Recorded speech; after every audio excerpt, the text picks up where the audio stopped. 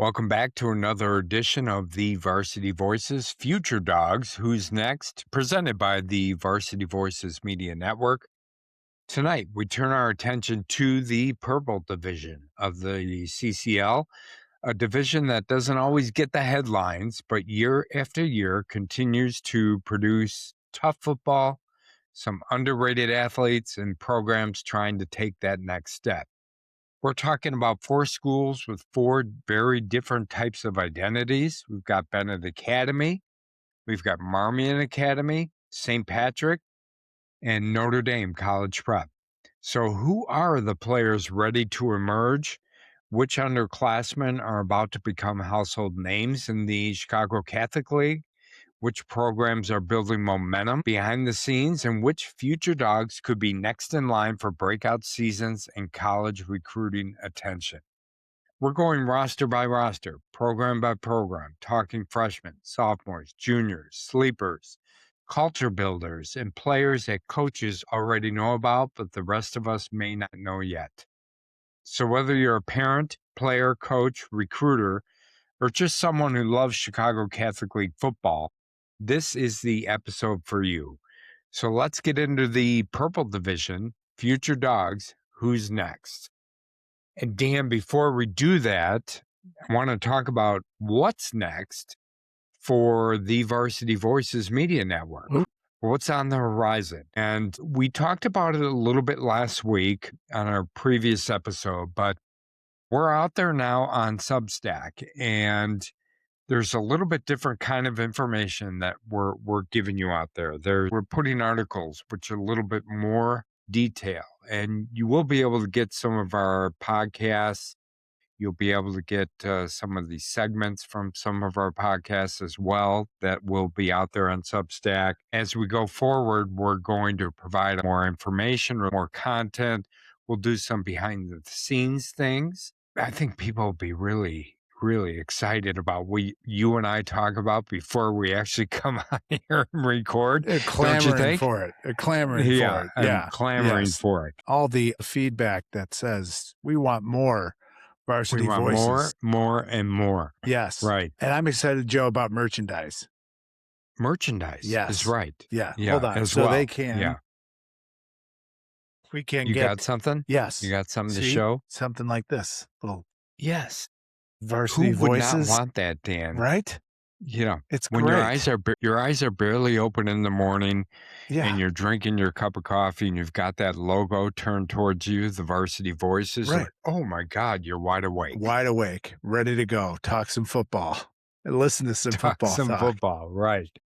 Yeah, but in addition to merchandise, right, we're going to do some live chat type events, during the season and maybe in the off season as well, where we talk about some of the teams, some of the matchups. We let people join that and weigh in and be a part of that conversation. So I think we've got some fans who are very interested in that type of thing or those types of things. So I think that'll be something people will really be interested in joining at some point. Yeah.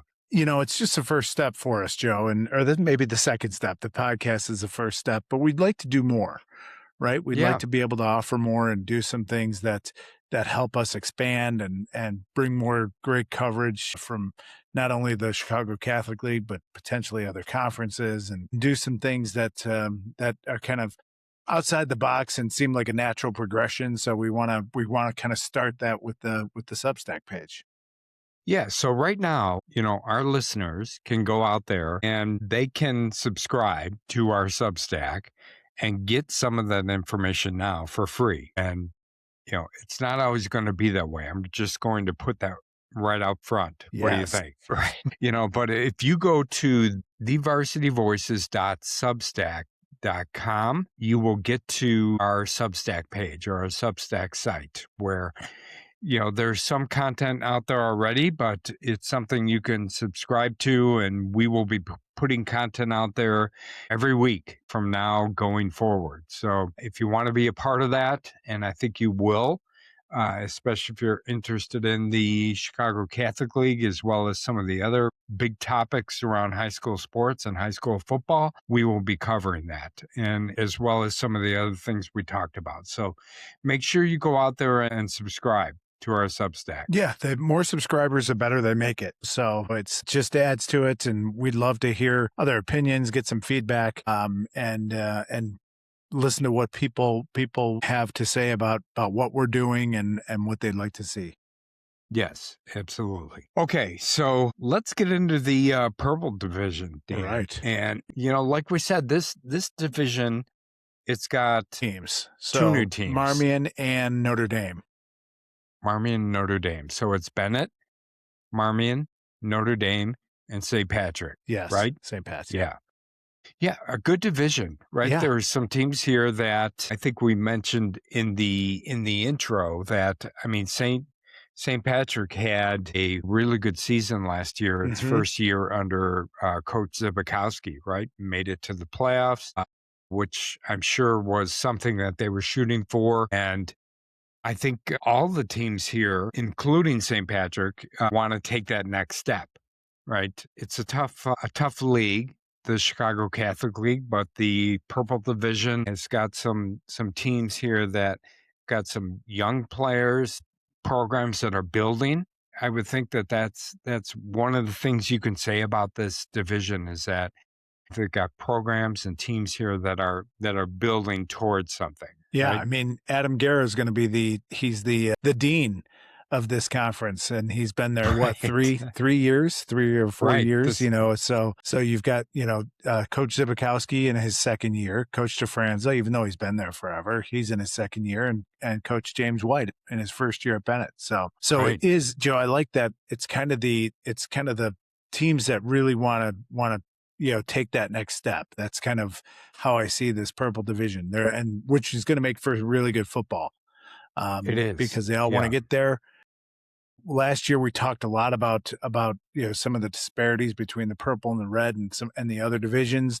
I think that tightens up a little bit this year. We only had, I think, one playoff team out of those 2 divisions last year, maybe 2, but I think, now with the playoff structure changing, you'll get more of these teams in regardless, which I think will be good for these 2 divisions in particular, because it's like you mentioned, it being such a difficult league.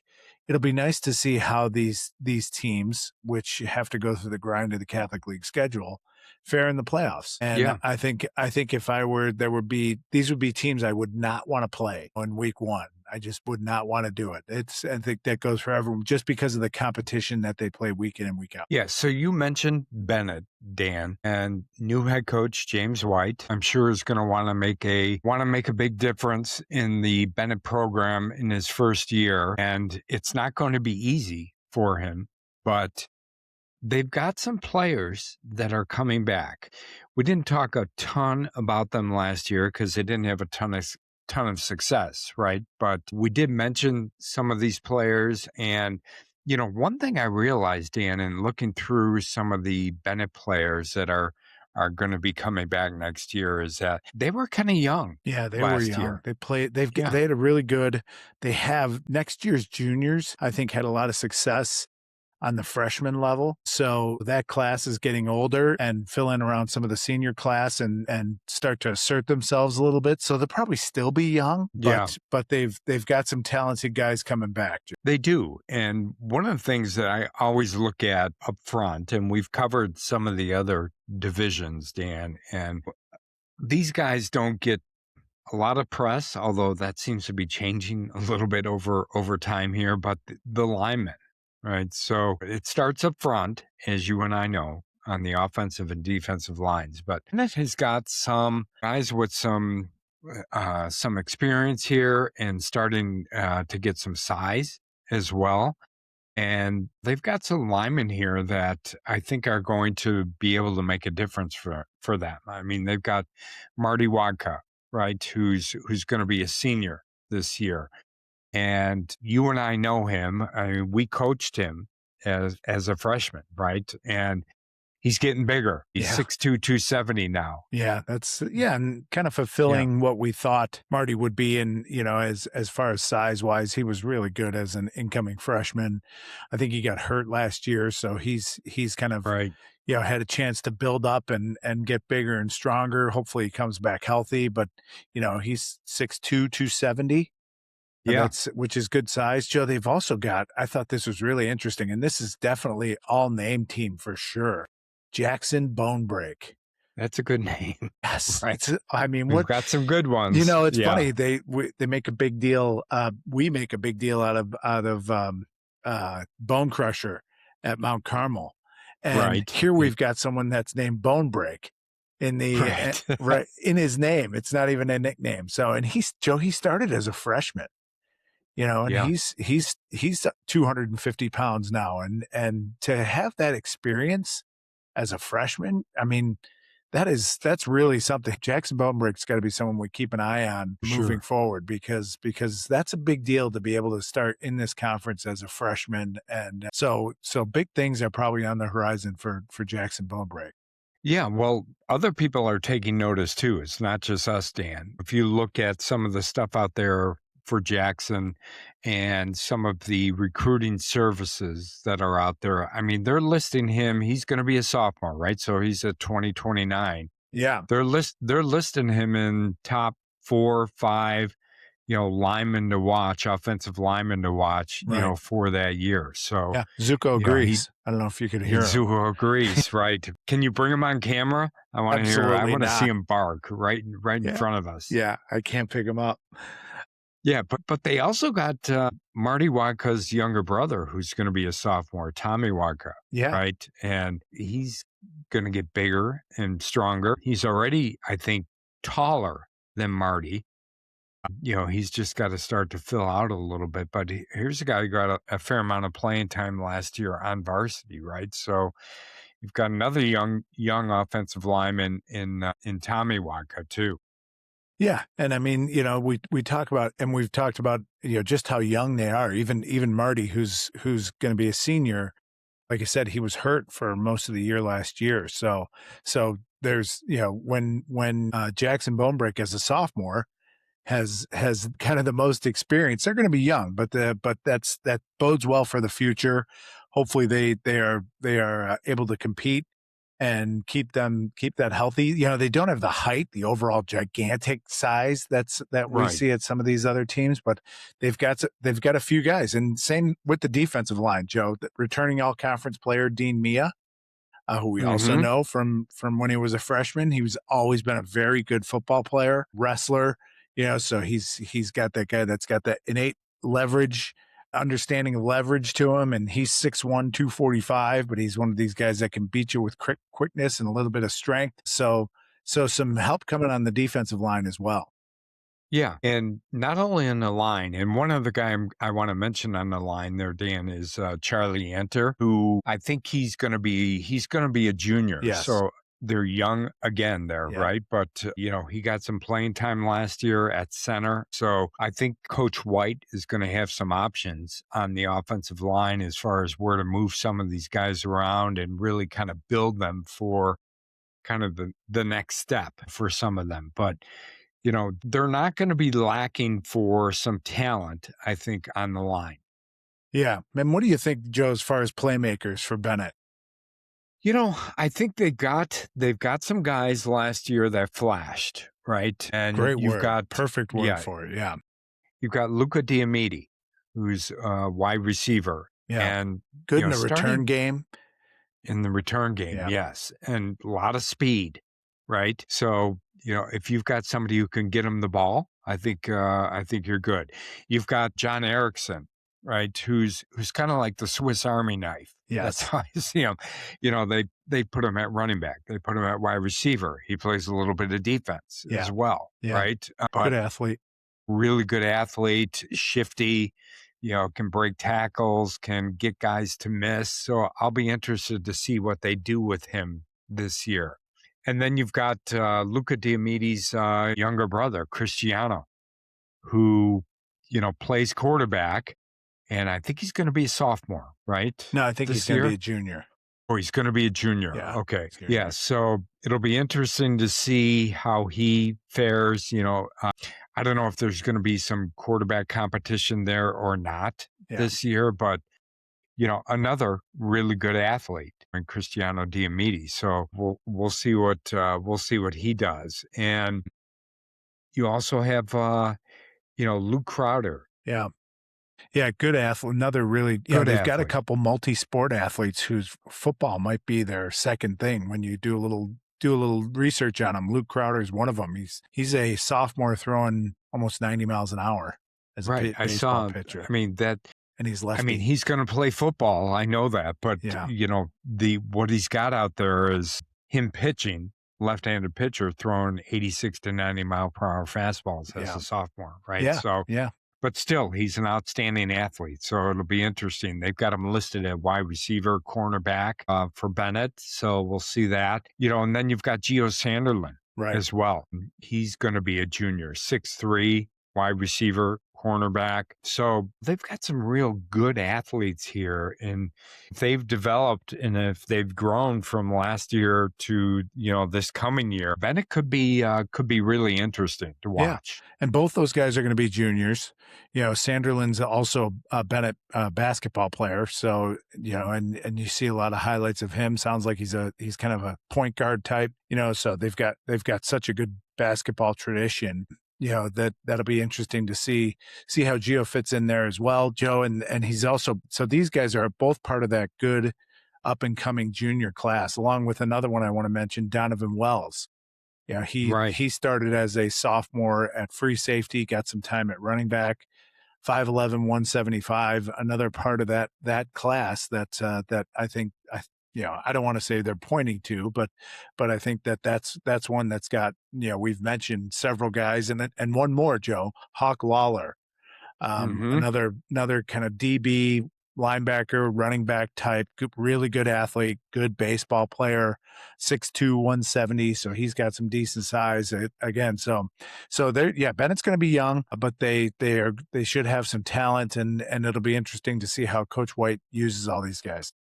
Yeah, it will be. We talked about, we're wondering, and we interviewed Coach White, and, one of the things he said was, I've got to get in the building and see what I've got, right? So, he's starting to see these guys, and and I know that because I can see some of the stuff he's posting out there on X, these guys working out, these guys running, these guys lifting, and he's got them really working hard. So if I were him, and I'm sure he might have a bit of a smile on his face that, hey, I've got some real talent here that I can work with.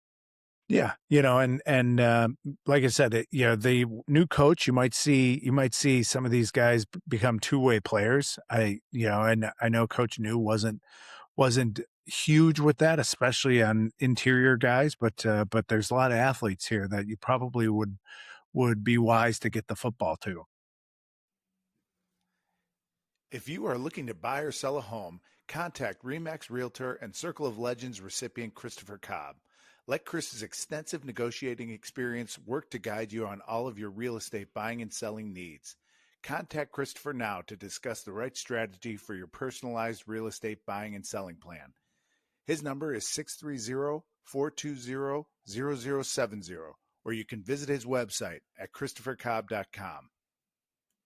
All right, so let's move on to another team here, Dan, and this is Notre Dame. And one of the things I was thinking about is I was going through some of my research on Notre Dame was that, I picked Notre Dame this year to be kind of the surprise team in the Purple Division, right? And I had seen some of the stuff that they were doing in the offseason, some of the players they had coming back. And as I looked a little bit deeper, I thought, yeah, you know what?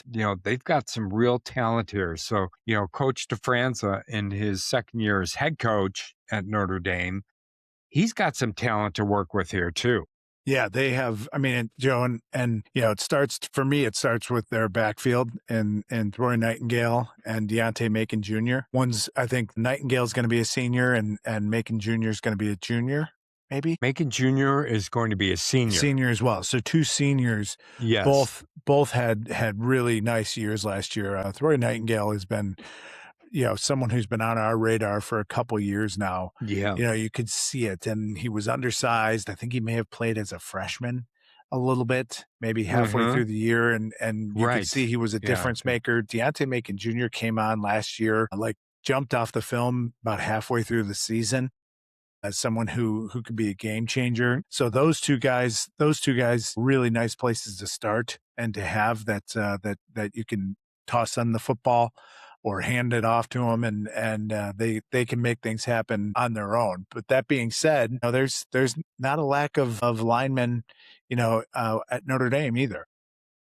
Right. There's not. I mean, they've got a couple linemen that are getting big looks from different, big time D1 schools. They've got Ray Hookfin, 6'1", 280 Yeah, offensive line. he's a nice I think player. he might play guard or tackle for them. But I know when I was looking at some of the recruiting services and what they were talking about for him, they talk about him as a center at the next level. But big kid, really moves his feet well. So he is going to be a force on the offensive line for them. And then they've got Sean Cook, who is going to be a senior next year. 6'4", 280 pounds, 285 pounds, big kid, finished second at the 285-pound weight level in wrestling Ooh, this that's year. really good. You got to love Last year, wrestlers. Yeah. gotta love wrestlers. Yep. Last year was first team all conference, kind of flying under the radar here, but I'm not sure that's going to happen because, in this year, because he's getting a lot of notice as he gets bigger and stronger and people are seeing his athleticism. So, yeah, they're not going to be lacking on the line either. You mentioned some of the skill position players, Dan, and one that we talked about a fair amount last year. And I think you actually brought him up early in the year last year was Nick Merrill. Yeah. Wide receiver, 6'1", 185, really quick, fast, also getting a lot of notice. So he's going to be a weapon. I saw another wide receiver DB for them, Peter Panagiotopoulos. Did I say that right? He's I on was our hoping you'd all-name get to him team. first before I had to get to him. Yeah, so he's on a lot of players to watch lists for this year, coming up this year. So there's some weapons. And I'm wondering, the quarterback, the name I'm seeing here, Dan, is Eric Cooper. Yeah, me I don't too. know if you've seen that name too. Me too. Yeah. Saw some And 7-on-7 stuff with him. 7-on-7 stuff. Yeah. And I watched some of that, and, he's 6'1", 6'2", 185 pounds. He's got a nice arm. He can move. I love the way he runs, and gets out of trouble. Always like that. Yeah. So, they've got some real talent here. Yeah. Yeah, Joe. And we didn't mention JP Look, I think is a tight end. Look. Yeah, 6'2", 210. He got some good reps last year and contributed. We'll see if he's more of a threat in the passing game. I'm sure that's something that Notre Dame would like to develop a little more, is be a little bit more balanced, and so they've got the people to do that if they want. Yes. Now you got to see how they can throw the ball, and having to replace a quarterback is always a challenge. But they certainly have weapons if they can get them the football. Yeah, and one player on defense too for them, Dan, that I saw, and I'm sure they're going to have a couple of these guys that we just mentioned go both ways. Conrad Hosian, 6'1", 215, outside linebacker, defensive end, really, really active. He was all conference honorable mention last year. He was their defensive player of the year. And I can see why after watching some of the film. I mean, the kid is really quick on the edges, whether he's playing defensive end or outside linebacker, and makes a lot of moves on the outside and makes a lot of tackles in the backfield.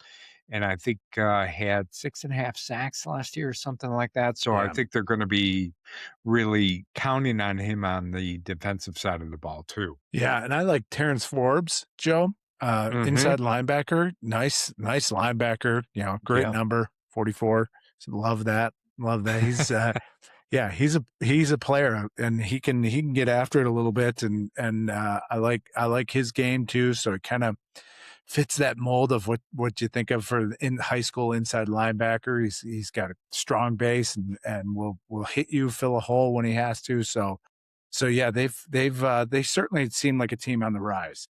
Yeah, they do. And I saw that TJ Forbes got a couple of offers already too from some schools. So I'm sure that's going to keep on coming here as he goes through his senior season. So let's move on, Dan, to Marmion.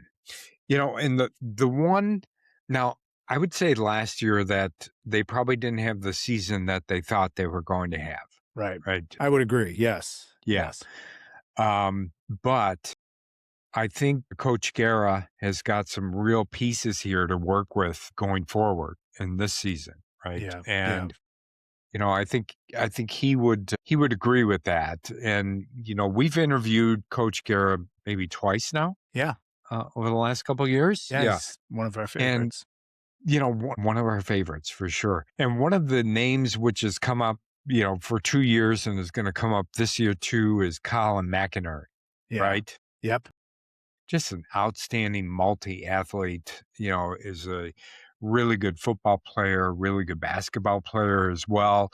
He's getting a ton of interest, ton of offers. 6'3", 183, plays wide receiver, outside linebacker, really fast, quick. I'd love to see him playing outside linebacker because I love the way he moves from sideline to sideline. I mean, he's a two-time first-team All-Conference. Yeah. He's going to Already. be all over the field, Joe. He's going to be all over. He's Yes. been he's been on our radar, since he was a sophomore. Yes. And my notes I have here, look for him to be all over the field. And not like he hasn't been. He's one of those guys, but you got to find a way to get him involved. And so because he's one of those guys that makes things happen, like you mentioned, great athlete, two-time all-conference player, so special athlete there. Was he a dog? He may have been all dog team last year. He might have been. Yeah. Right. Our memories are shot. We should have looked that up, right? Yeah, that would be good. Yeah. We know he was all conference, so yes, so for sure. I think he was a dog. I think we had him as a all dog team member, but he's not the only thing they have. We don't want to stop there because I know Coach Guerra is really high on Henry Miller, and as a running back, he also got a lot of time. He's gotten better and better. I think he's due for some big things and poised to have a really nice season as a senior. Yeah, and there's another guy coming in, or going to be a senior next year, and that is Ryan Loria, who first team all conference last year, 3 interceptions, defensive back, really good player all over the field. Especially in the secondary as far as defense is concerned. So that's really good. But then they're going to be young too. They've got some young talent coming up, Dan. They've got a player who's a freshman this year, Will Kochman, who's going to play offensive line, defensive line for them next year, working really hard, 6'6", 280 pounds, a big kid that's a freshman. So Whoa. you've got Aiden Miller, who's a wide receiver that Coach Guerra is going to be relying on, next year. He's just going to be a junior, right? But he's got a lot of speed. He's got some height, 6 foot, 75 pounds, showed some real flashes last year as a sophomore, going deep and catching the deep ball. The other player I have here, Dan, for them is Nick Roche, tight end linebacker. Sure. Yeah. We talked about him last year too. He was someone that we noticed and, that jumped off the film a little bit last year and inside linebacker. So he was a Varsity Voices special last year. So yeah, I'm looking for him to have a really, really big year this year. Yeah. So Marmion, even though, we're in a tough division, we're in a tough league, right? Marmion's got some really good players here to put them in a good spot as far as competing within the Chicago Catholic League and within the Purple Division. Yeah, and it's funny, we talked, this is kind of the first, I feel like this is the first division we've talked about where we know just based on experience that, numbers are going to be a factor for this. And we've talked about a lot of people that might be two-way players in this division. Yes, it's good if you've got the type of athlete that can go two ways, but you want to make sure, we've said it a million times, it's rough and tumble in this league. You hopefully don't have to suffer too many injuries, because that can really derail a season for some of these teams, especially in the purple division.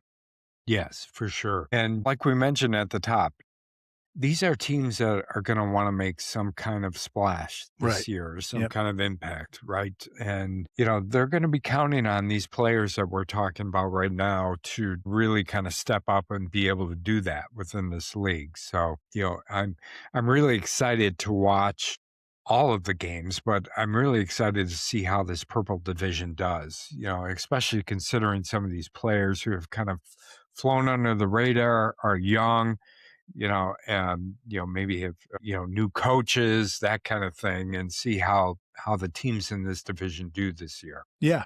And we're going to get to St. Pat's, right? We've got one more left. St. Pat's. The last one. So my surprise pick last year that came through. Which was good. Yes. Yeah. Are they your pick this year too? I'm not revealing that yet. All right. Okay.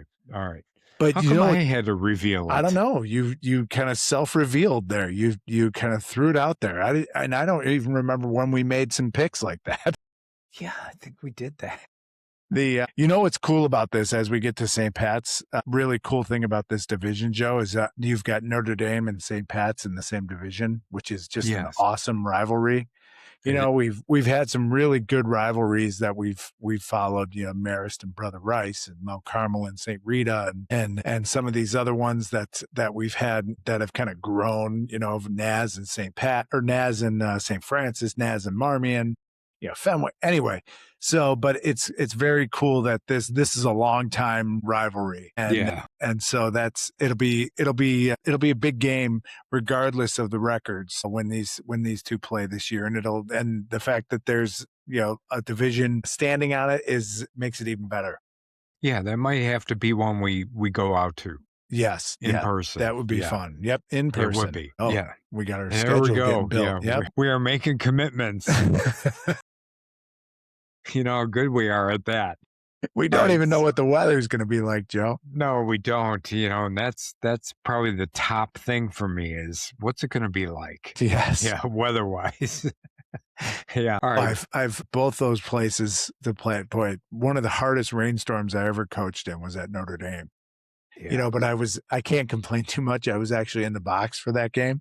So yeah, come on. It looked really bad for everyone else. For me, going from the box to the locker room was rough. Yeah, but Notre Dame is one of the places you said they got the best atmosphere and food, and they've got the the grills are going out there. Yeah, you can smell the brats and hot dogs are next level. Yeah, they are and good. You smell them the entire game from when you get out of your car. You're like, oh yeah, I'm at a high school football game. It is a great atmosphere. Right. I love it. It is a good atmosphere. All right, we may have to go out to that one. Yes. Okay, so speaking of if St. it rains, Patrick, we could do it in our car. We could, right? Or we could call Coach Zibikowski and say, you know what, we don't do well in bad weather. Is there someplace we can sit that's covered? Then the box at Notre Dame is pretty tight already. I know what the answer would be there. We'd be up on top of it. Yes, for sure. Bunch of big guys crammed in a box. Yes. Yeah. All right. So St. Patrick. And, the first name I'm going to mention, Dan, is David Fulleruncho. Yes. Right. And this guy has just exploded. Over this offseason. Exploded. Right? Yes. So here's what I thought when I was doing some of the research today and came across David Fulleruncho, is that if you need a list of D1 football programs, just look up David Fulleruncho and the names of the schools that have offered him. He's gotten every offer from every school everywhere. Yeah, it's just every bit as impressive as Israel Abrams and some of these other guys. I mean, it's every bit as impressive. It is something else. And Joe, I noticed him as a sophomore, and it was like you could see it wasn't dominant as a sophomore, but did some really good things and D-line, you kind of look for I always look for, do they use their hands? I always think high school kids have a hard time throwing their hands in harm's way. And he did it as a sophomore, did it pretty naturally. And I remember thinking, oh, he moves pretty well, and he had a really good year last year. I thought he was very good. But I think his best football is in front of him. Yeah.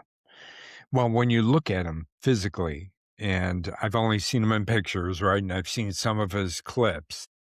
I mean, I think they list him at 6'4", 280 now, but he's really athletic at 6'4" and 280. I thought if he grows another inch or two and he gets to 295 to 300 pounds and can still move like this, I can see why he went from a 3-star to 5-star in a matter of about 4 weeks. Yeah.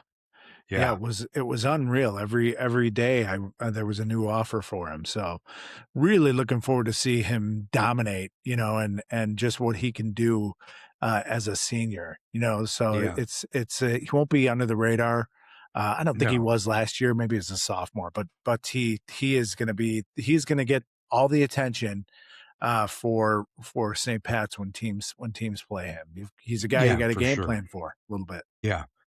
One of the things I was interested to see, and none of this is in any of his, any of his information, any of his clips, but they list him as a tight end as well.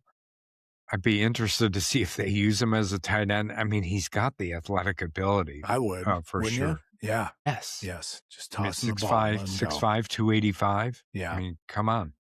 Just throw it up and let him catch it and go. Yeah, a little jump shot to him. Yeah. Little jump shot. Yeah.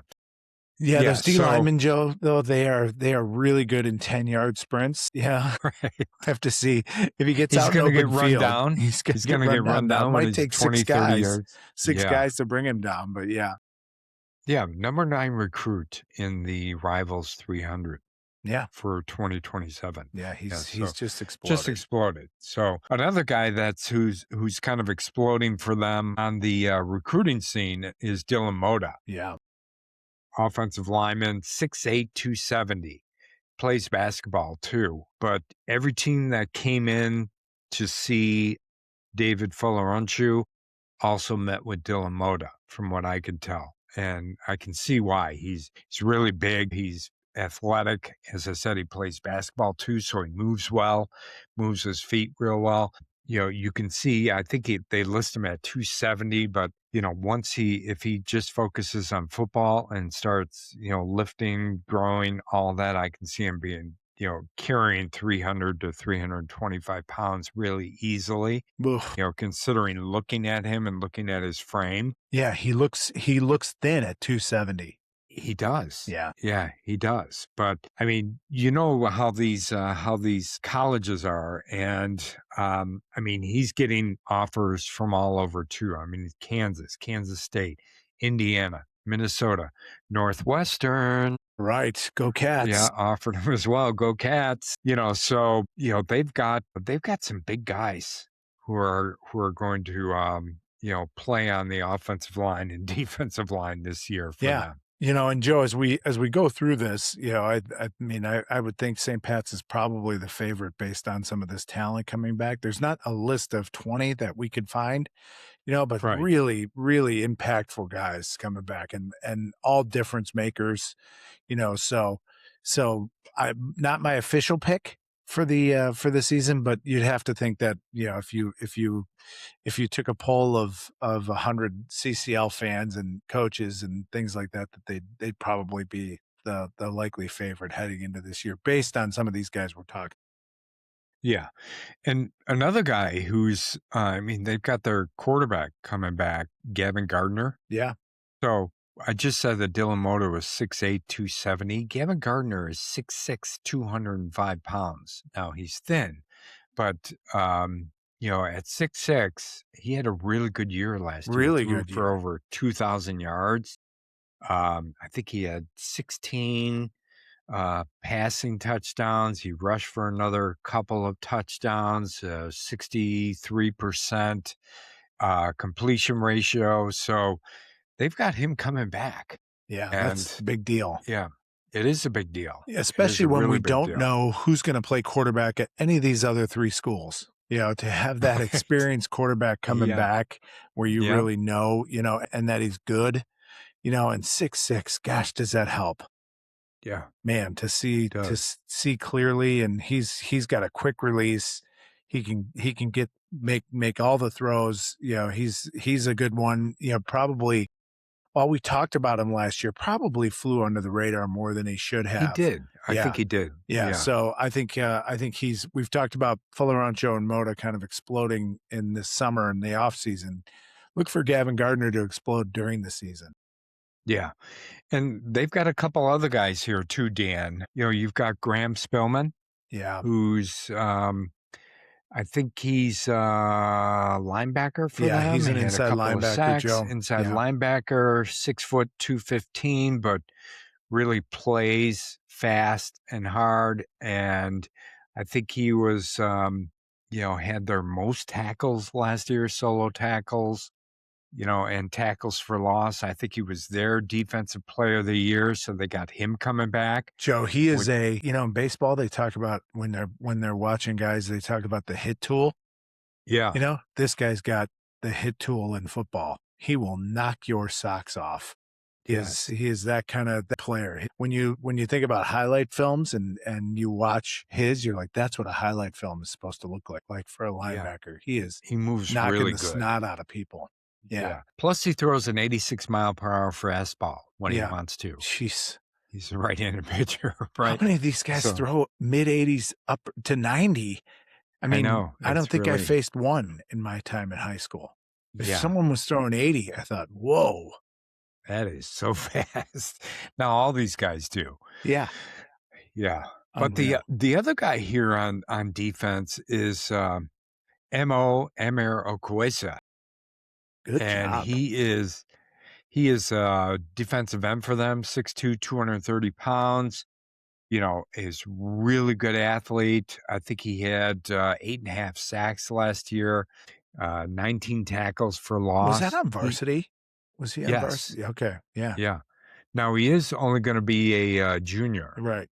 Yeah. But, plus he runs under a 4.8 40 as well at 6'2", 235. So he's starting to get a lot of notice and, a couple of offers from different schools. So, they've got him. They also have Emmanuel Day on defense. Defensive back, wide receiver, runs a 4.5 40, 5'11", 165 pounds. One of the more underrated wide or defensive backs within the state of Illinois, according to some recruiting services, said somebody to watch out for this year as he's only going to be a junior. Yeah, St. Pat's is poised to have a really big year. And I think they're the team that defines what this division should be when you talk about it being kind of a launching pad into the playoffs, or if you're successful here, you can really make a difference. I think they are right there. They're on the cusp of being an upper echelon Catholic League team, not just in their division. I think they're poised to be really good, maybe surprise in some of the crossover games, inter-division games. And nope. I just think that they are saw it last year. I think they're really poised to have a big year this year and really make a name for themselves, maybe be a top 25 team, at some point during the season. Yeah. The one thing that'll be different for them this year is they're not going to sneak up on anybody like they did last year. Yep. Right. Yeah. I caught a lot of flack from coaches, and when I picked him as my surprise, I caught a lot of flack. Yeah. And so not from anyone at St. Pat's. No, really. But they won't sneak up on anybody. No, you won't be able to pick them as a surprise this year. No. Maybe you can pick them to win the division, and I'm not asking you to do that yet. Right. I think I've got one in my head. I'm not for a surprise team, for a division winner. Okay. All right, good. We'll get to that episode. We will. Yeah, for we'll sure. We'll preview it on Substack. Of course. I feel like when you say Substack, you should say Substack. Substack. Yeah, that is a good way to say it. Yes. So keep doing that. All right. And I will clip that and I will keep putting it out there with everything that we put out there. Yes. One of the things we'd like to do is more sound effects. Like dogs barking in the Dogs background? That kind of sound barking. effect? Yes, we both have that down. We've got that one down. Yes, but if we could add a soundboard, if you had a soundboard there, wouldn't that be fun? It would be. Yeah. Substack. On Substack. Yeah. All right. So that wraps up another edition of Future Dawgs Who's Next, as we broke down the Purple Division inside the Chicago Catholic League. A huge shout out to the players, coaches, and programs at Benet, Marmion, St. Patrick, and Notre Dame. One of the things we love most about this series is that every division has its own personality, its own style of football, and its own rising talent. The Purple Division may not always get the spotlight, but there are absolutely players in this group who are going to make noise this season and beyond. As always, if we missed a player you believe deserves recognition, let us know in the comments. We love hearing from coaches, parents, players, and fans throughout the CCL. And make sure you subscribe to the Varsity Voices on Spotify, Apple, and YouTube. Follow us on TikTok, X, and Facebook, Instagram, and Substack for clips, interviews, rankings, recruiting talk, and all things Chicago Catholic League football. For Dan Freveletti, I'm Joe Freveletti, and this has been the Varsity Voices Media Network, and we'll see you next time.